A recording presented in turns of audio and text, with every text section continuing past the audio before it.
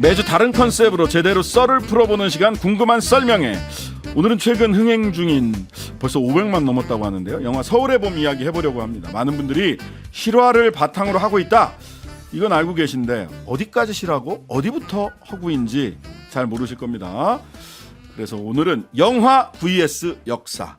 군사 전문가 김종대 연세대 통일연구원 개경교수, 영화 유튜버 거의 없다 두 분과 함께 영화 vs 역사 이야기 나눠보겠습니다. 안녕하세요. 안녕하세요. 안녕하십니까. 예. 자, 뭐 역사의 스포일러는 없습니다. 하지만 또 영화 안 보신 분들 아직은 계시겠죠? 500만 정도 보셨다니까. 지금 550만 보셨는데 예. 예, 아직 많이 계실 겁니다. 안 보신 분들. 1000만을 넘어가면 그때부터는 다 자유롭게 얘기해도 되는데 예. 이게 경계가 약간 네. 역사를 기반으로 해서 이야기를 하도록 하겠습니다. 그러면 자, 서울의 봄 보셨어요? 김종대. 아유, 전 나오자마자 바로 봤어요. 예. 네. 어떻게 보셨어요? 아, 이게 이 영화가 주는 아주 묘한 특징이 있는데요. 네. 대부분 이제 크레딧이라 그러나요? 그 영화가 끝날 때 엔딩 올라가는 네. 자막들이 있으면은 대부분 관객들이 일어서요. 그렇죠. 예. 근데 자막을 다 보고 일어서 유독 이 영화가 그래요. 네. 예. 그래서 영화관에 완전히 불이 켜져야 그때서야 관객들이 일어나는데 맞아요. 이 무언가 두고 가는 느낌? 그러니까 이걸 뭔가 그냥 이 상태로 영화관을 나가기에는 왠지 불편한 뭔가 지금 마음속에는 응어리가 굉장히 단단해져요. 그래서 마지막에 자막에 뭐가 나오는 것까지를 확인하고 일어서는 이런 영화는 아마 단연코 제가 얘기하기에 서울의 봄밖에 없었던 것 같습니다. 그래서 저 김성수 감독님한테 저도 이제 보고 나서 비슷한 네. 마블 영화는 예. 자막 끝나고 나서 쿠키 영상이 쿠키가 한두 개 있죠. 나오잖아요. 꼭. 예. 그래서 그걸 끝까지 본다고. 마블 처음 보러 온 사람들이 중간에 이래서 나가지. 마블 영화를 쭉 봐온 사람들은 끝까지 앉아 있거든요. 네. 아, 쿠키 영상 하나 넣어줬으면 얼마나 좋았을까 하는 생각이 감독님 왜 그거를 쿠키는 뭐 김영삼 대통령의 하나의 척결 정도로. 뭐 그런 거 네, 말하자면 네. 신문 보도 한 신문 한 면만 딱 보여줘도 그런 쿠키 영상이라도 하나 넣어줬으면 어땠을까 하는 생각이 그런데 들더라고요. 오히려 예, 그 여운이 또 강하기 때문에 어. 구태여 뒤에 너절너절한 설명이 없어도 그 자체가 주는 마력이 있다고 봅니다. 네. 네네. 그런데 이 이후에 한국 사회가 어떻게 됐을까? 근데 그 자막이 그걸 암시하는 거예요. 네. 거기 보안사 앞에서 찍은 전두환 노태우 사진. 네. 그 하나의 그 단체 주모들이 나중에 뭐 뭐가 국회의원 됐다, 되고 뭐가 기업체 됐다, 뭐가 사장 됐다. 되고 기무사령관 국방장관 되는 게 쫙 나가잖아요. 네. 여튼 이건 굉장히 괜찮은 기법이었어요. 광고 전까지 한 1분 남아있긴 한데 그거 어떻게 보셨습니까? 총평을 해주신다면? 아, 저는 일단 영화 자체가 굉장히 재미있다. 그리고 사실 12.12를 우리가 이제 TV 프로그램이나 이런 데서 자주 봤지만 네. 이렇게 자세하게 옆에서 들여다보는 경험은 없었습니다. 이 영화를 통해서 처음이었고요. 단언컨대 내가 한국 현대사 좀 안다 싶어도 예. 이 영화에서 처음 발견하는 장면이 웃을 수 있을 겁니다. 맞아요. 예. 나름 공부했다고 생각을 했는데 네. 그 시간대별로 이렇게 네. 네. 그냥 크게 보면 뭐 재가를 못 받았고 그 사이에 뭐를 했고 뭐 이 정도로 크게 네. 알고 있었는데 네. 아, 그러니까 지식으로 알고 있었던 것도 이게 서사로 만들어져서 눈앞에 펼쳐내면 네. 거기다 또 우리나라 뭐 거의 탑급의 김성수 감독님의 손끝을 타고 또 이 얼굴도 보통 얼굴이 아니잖아요. 황정민, 정우성의 얼굴을 타고 나오면 완전히 달라지는 거죠. 네. 자, 조금 더 자세한 이야기 영화 vs 역사 잠시 광고 듣고 와서 이어가겠습니다. 잠시만요. 신장식의 뉴스 아이킥 김종대 영화 유튜버 거의 없다 두 분과 함께 영화 vs 역사 궁금한 설명에 이어가 보겠습니다. 자, 먼저 거엄님 네. 그동안 112 군사 쿠데타를 정면으로 다룬 영화는 없었다면서요? 예. 있을 것도 같은데. 왠지 있을 것 같잖아요. 예, 예. 왜냐하면 그 이제 머릿속에 제5공화국이라는 드라마가 남아 있어서 아, MBC에서 예, 예. 방영했던. 이것도 깨알같이 MBC가 이런 거 참 잘했습니다. 당시 그 드라마의 고증 수준이 대단한 수준이었고요. 예, 예. 당시 이제 녹음됐던 걸 거의 그대로 대사로 사용을 했기 때문에 그거 말고 한국 영화가 다룬 건 없었어요. 전두환이라는 인물이 영화 전면에 나선 적이 없습니다. 맞아요. 무슨 배경처럼 있었어요. 네, 항상 벽에 걸린 초상화로 나오거나 네. 사진으로 나오거나. 그 직접 그 저기 했던 28년인가요? 네, 26년. 26년인가요? 네, 네, 네. 예. 거기서도 전두환을 이렇게 네. 암살하기 위해서 26년 뒤에 사람들이 여기저기서 이렇게 모이는데 그쵸. 막상 전두환은 등장을 안 해. 안 합니다. 네. 안 나와. 그래서 저는 이게 이제 이 영화 전두환이 2021년에 사망을 했고 그리고 이 영화 2023년에 개봉을 했거든요. 네. 그러니까 아마도 전두환이 사망하고 나서 이제 만들어도 되겠다라는 생각이 든 게 아닌가. 라고 제가 개인적으로 좀 추측을 해봅니다만 뭐 그걸 만드신 분들이 정확하게 알고 계시겠죠. 네, 네. 자, 어디까지가 실화가 어디부터가 허구인가? 물론 이제 여러 가지 논란을 피하기 위해서 극중 인물을 이름을 바꾸고 네. 그건 이제 뭐 논란을 피하기 위한 조치였던 것으로 그렇습니다. 보이는데 네. 그리고 또 이거는 실화에 기반했지만 허구다라고 하는 게 아예 앞에 나오긴 한단 말이죠. 실화를 기반으로 했다 그랬죠. 그러니까 예. 각색이 들어갔다는 얘기. 네. 네. 자, 우리 그 당시 가장 잘 알고 계신 우리 김종대 교수님. 가장 딱 여기서부터 여기까지는 역사고 여기부터는 사실은 허구다. 눈에 띄는 바로 그 장면 어떤 게 있습니까?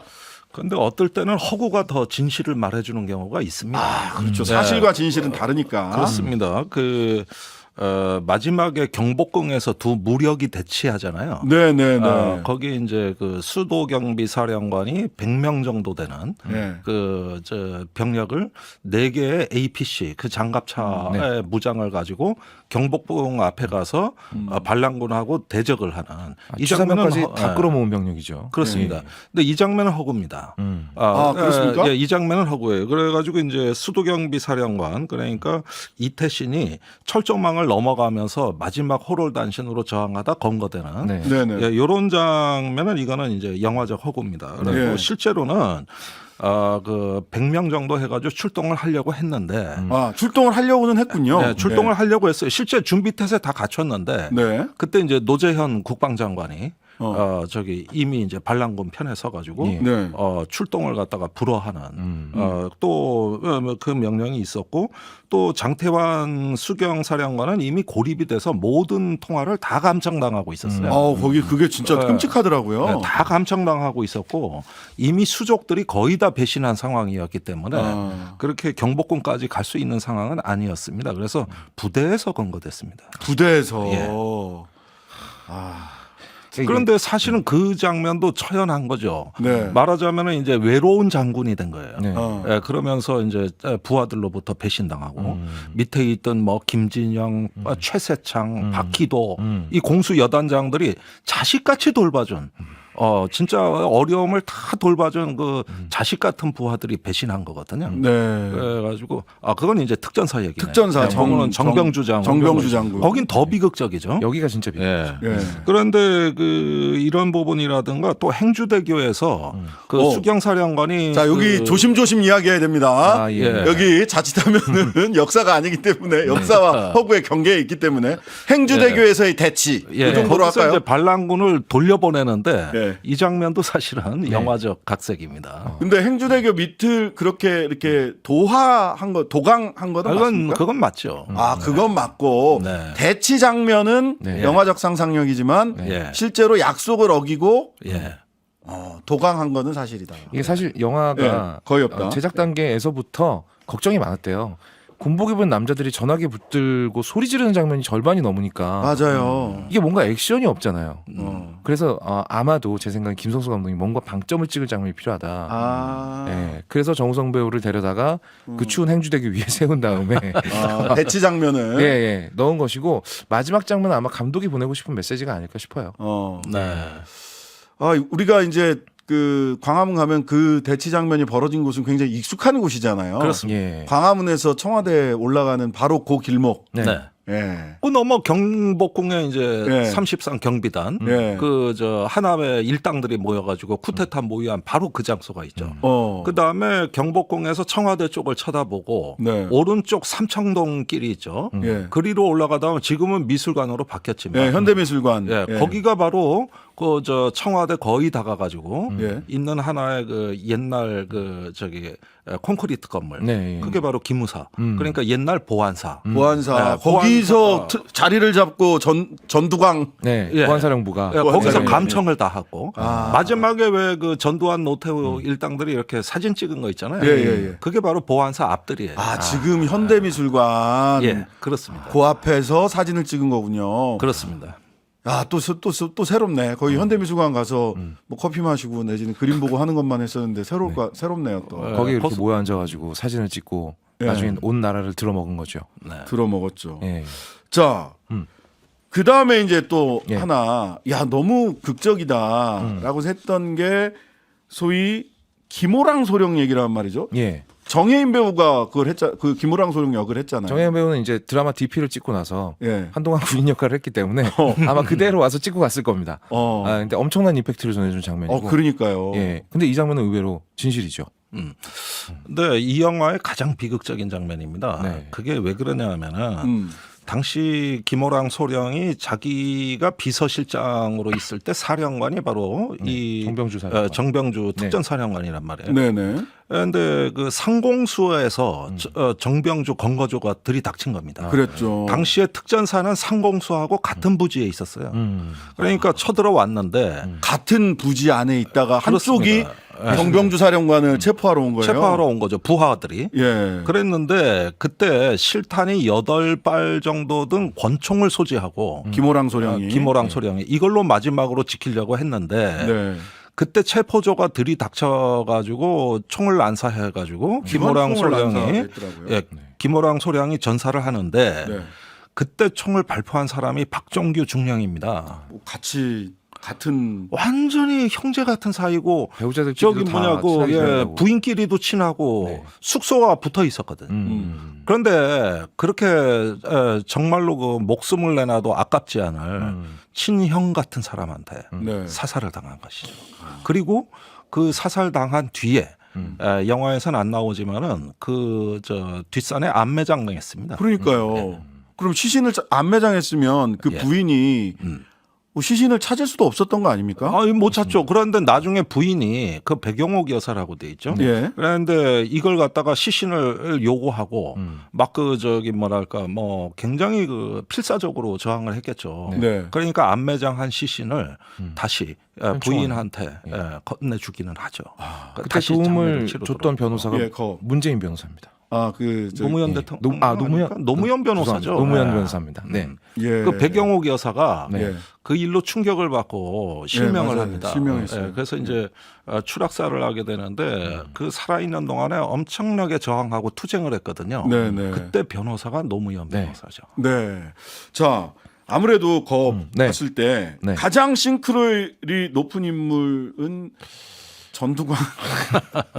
전두광은 사실 예, 황정민 배우의 이 예. 평가 연기에 대해서 좀 평가를 좀 해주세요. 황정민 배우는 항상 그런 느낌이거든요. 그러니까 예. 우리가 이제 성격파 연기자라고 흔히들 부르는데 예. 무슨 역할을 해도 그 사람으로 보이는 거죠. 네, 맞아요. 그러니까 여기서는 그냥 머리 민 황정민 정도로 보이게 되는데 보다 보면 또 황정민 배우의 특징은요. 예. 처음엔 그렇게 시작을 하는데 보다 보면 그 사람으로 보여요. 아니 전두광으로 보여요. 네. 저는 오히려 싱크로율 높았던 쪽은 노태권 쪽이 희한하게 그렇기도 해요. 예. 그렇기도 해요. 완전히 두 사람이 얼굴형이 다르거든요. 예. 사실 굉장히 미남 배우 박해준 배우가 연기를 했는데 네. 보다 보니까 정말로 노태권처럼 보이는 겁니다. 그래서 이 부분도 싱크로율이 상당했고요. 그리고 저는 이제 저희 아버지가 1공수에 근무를 하셨었어요. 그래서 이제 공수부대 군인들의 체형을 대충 알고 있는데 네. 거기 이제 정병주 사령관으로 등장했던 예, 정만식 배우. 네, 정만식 배우가 정말 군인형이다. 아, 그래요? 네. 공수부대 하면 그런 아저씨 한 40-50명 있거든요. 근데 깜짝 놀랐습니다. 그렇구나. 예. 자, 그 다음에 사람들이 진짜 당시 이제 노재영 국방부 장관, 네. 예. 김의성 배우가 김희성 연기한. 배우. 예. 근데 진짜 저랬어? 너무 영화적 재미를 위해서 과장한 거 아니야? 아니요. 이렇게 생각을 하기도 했어요. 네. 진짜 그랬습니까? 노재현 당시 국방부 장관이? 예, 그 어디서 신군보한테 잡혀왔냐면은 그 국방부 청사에서 지하로 지하로 내려가는 층에서. 복도 안에서 예. 어두운 복도 안에서 끌려 나왔어요. 숨어 있었던 거예요. 혼자 거기 그 튀어가지고 혼자 바들바들 떨고 있었어요. 예. 아니 그리고 예. 그 합참으로 갔던 거 최초에 합참으로 갔던 것도 사실입니까? 육군본부. 총소리 아니, 울리자마자 바로 도망갔다고. 예. 예. 처음에 처음에 합참소리가 울려가지고 네. 영화에서 왜 그 한미 연합사로 간 걸로 되어 있어요. 예. 고 거기에서 미군이 황당한 거예요. 왜 일로 와? 그러니까. 수습할 책임자가? 그렇죠. 그것도 사실인 거예요? 예. 그래가지고 후에 돌아옵니다. 예. 그런데 이제 그때는 육군본부하고 국방부가 붙어 있었어요.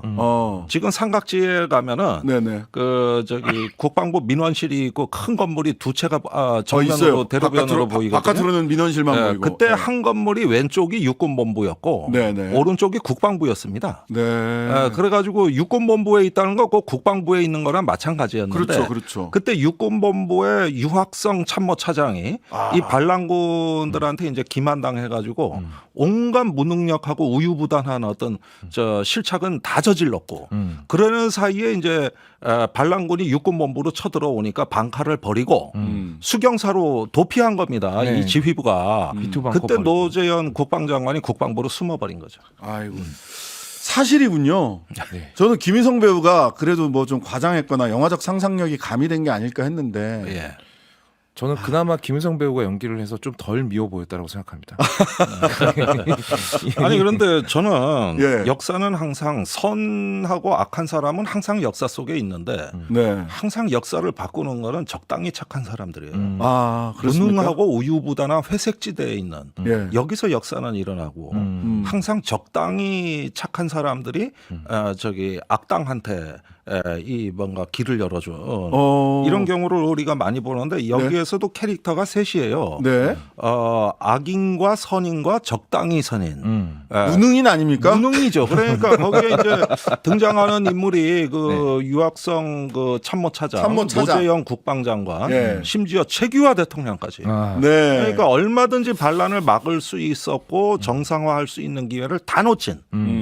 또 신군부의 그 계략과 치밀한 어떤 행동에 완전히 그 말려버린. 네. 이러면서 국가의 어떤 민주 헌정을 지키지 못했던 광범위한 회색지대, 무능한 집단.